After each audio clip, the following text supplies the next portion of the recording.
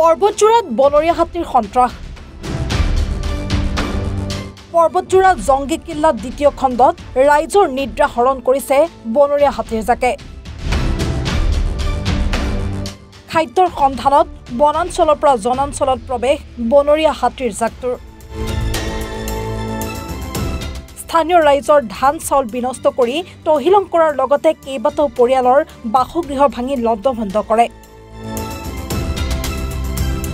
স্থানীয় ৰাইজৰ প্ৰচেষ্টাত হাতীৰ জাকটোক খেদিবলৈ সক্ষম হয় যদিও এতিয়ালৈকে ঘটনাস্থলীত বন বিভাগৰ কোনো এজন লোক আহি উপস্থিত নোহোৱাত ক্ষুব্ধিত অঞ্চলটোৰ ৰাইজ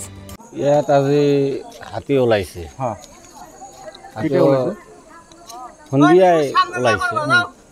ওলাই কেনে মানে ডিগি এটা ডিগি আছে ডিগিৰ কাষত হাতীটো মানে ওলাই আহি কেনে তাত কিবা কিবি চাউল টাউল দিছে খাব কাৰণে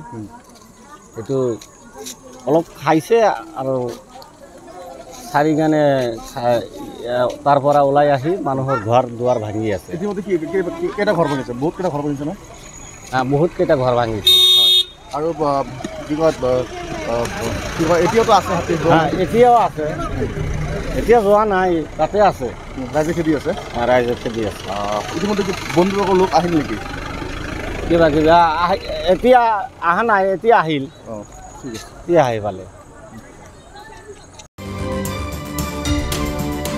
পৰ্বতজোৰাৰ পৰা নুৰ ইছলাম মণ্ডলৰ ৰিপৰ্ট এনি ভাৰত 24